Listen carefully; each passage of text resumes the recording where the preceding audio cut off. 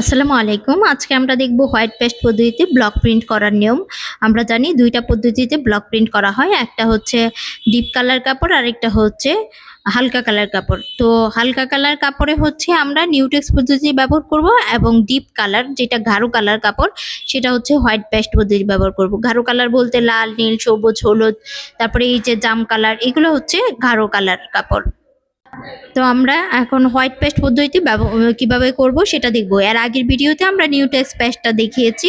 White paste পদ্ধতিতে একইভাবে just আমরা নিউটেক্সের জায়গায় হোয়াইট পেস্টটা দিব।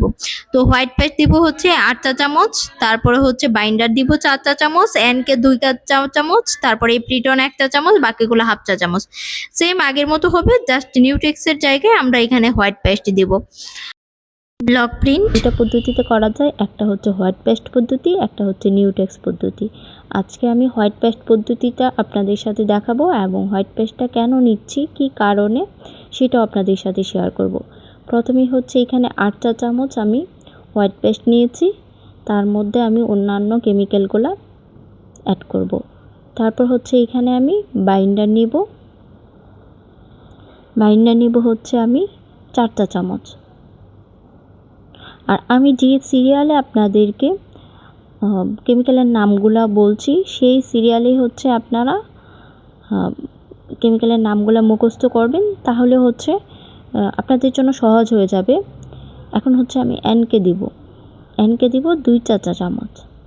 আর এখানে হচ্ছে আমি প্রথম ৮ চামচ দিলাম, তারপর হচ্ছে ৪, তারপর হচ্ছে ২, মানে প্রথম যেই কেমিক্যালটা নিব তার অর্ধেক করে যদি আমরা নিই তাহলে আমাদের সহজ হয়ে যাবে মনে রাখার পদ্ধতি।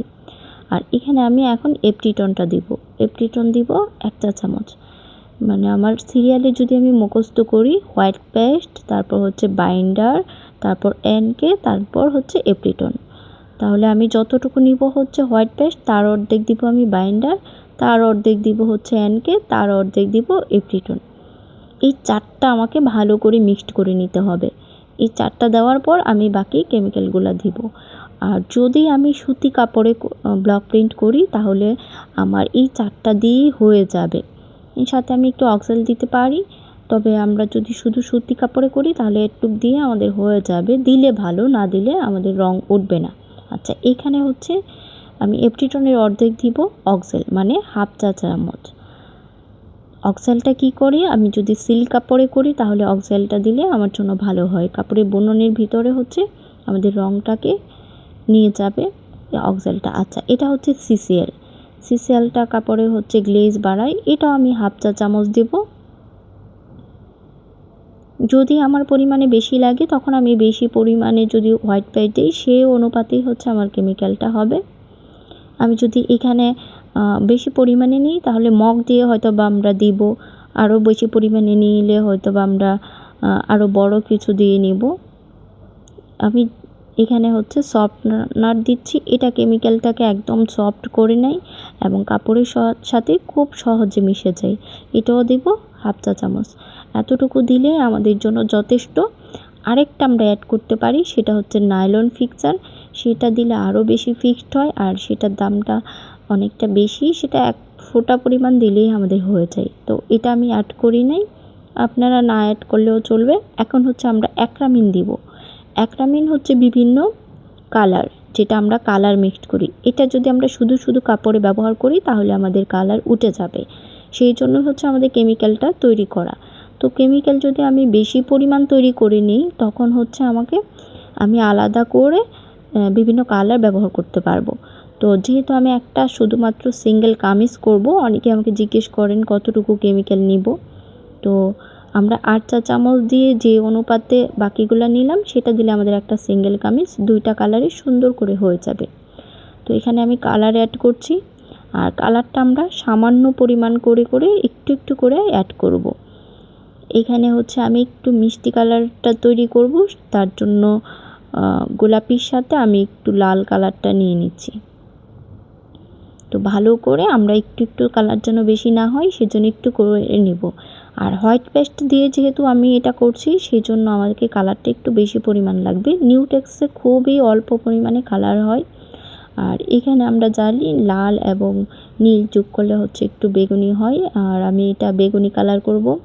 যদি আপনি লালচে বেগুনি করতে চান তাহলে লালের কালারটা বেশি দিবেন, নীলচে বেগুনি করতে চাইলে নীলের কালারটা একটু বেশি দিবেন। আর সাবধান, আপনারা যখন নিউটেক্স পদ্ধতি করবেন তখন এতগুলা কালার ব্যবহার করবেন না, খুবই সামান্য পরিমাণ কালার ব্যবহার করবেন। আমি অল্প অল্প করে 2টা কালার নিয়ে আমি যে কালারটা চাচ্ছি সেটা নিয়ে আসব। আর এখানে হচ্ছে আমার যা যা লাগলো কেমিক্যাল। এখন হচ্ছে আমি যে কাপড়টা নিব, এটা একটা অর্ডার ছিল আমাদের একটা সিঙ্গেল কামিজ, তো সেই অনুযায়ী আমি লম্বার মাপটা নিব। নেওয়ার পর নিচে আমি 1/2 ইঞ্চি পরিমাণ অথবা 1 ইঞ্চি পরিমাণ বাদ দিব, 1/2 না 1 ইঞ্চি পরিমাণ বাদ দিব সেলাইয়ের জন্য। আর একটা চক দিয়ে আমরা যে ডিজাইনটা করব সেটা আপনি একটু খাতায় এঁকে নেবেন, তারপর হচ্ছে চক দিয়ে একটু লাইন করে নেবেন।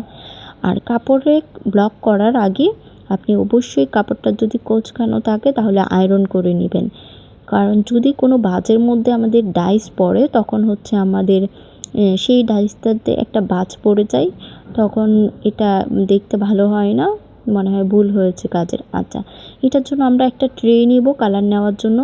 ট্রে নিয়ে নিচে একটা পলি দিয়ে নিব, আর উপরে হচ্ছে আমাদের গেঞ্জি টাইপের একটা কাপড়, গেঞ্জি না একটু সোয়েটার টাইপের ওই ধরনের কাপড় যদি থাকে তাহলে ভালো হয়। এটাকে ভালো করে ভিজিয়ে নিয়ে তারপর হচ্ছে আমাদের উপরে একটা ব্রাশ দিয়ে এভাবে কালার লাগিয়ে নেব। আর এটাকে ডাইসগুলো আমরা 1 ঘন্টা আগে বা আধা ঘন্টা আগে ভিজিয়ে নিব, তাহলে আমাদের কাজের ফিনিশিংটা সুন্দর হয়। সাথে সাথে করতে গেলে আমাদের দেখা যায় ডাইস যদি ফাটা থাকে সেই ক্ষেত্রে আমাদের সব জায়গায় রঙটা ভরবে না।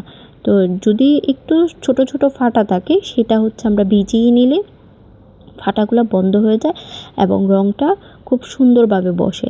আমার যখন অনেক বেশি তাড়া থাকে তখন দেখা যায় যে আমি এরকম করি, তখন এরকম ফাটা হয়, সেটা আবার তুলি দিয়ে আমি পরে বন্ধ করে দিই। কিন্তু এটা আপনারা করবেন না, আপনারা যখন করবেন তখন 30 মিনিট আগেই হচ্ছে আপনারা এটাকে সুন্দর করে ভিজিয়ে নেবেন ডাইসটাকে। আর এই ডাইসগুলো হচ্ছে আপনার পছন্দ অনুযায়ী আপনি বাছাই করবেন যে কোনটা কোনটা দিবেন, সেটা আগে ভিজিয়ে রাখবেন। তারপর আমি যেহেতু চিকনে করব, আমি একটা ট্রেতেই কালার নিলাম। আর আগের যে কালার থাকবে সেটা অবশ্যই আপনাদেরকে ভালো করে ধুয়ে নিতে হবে।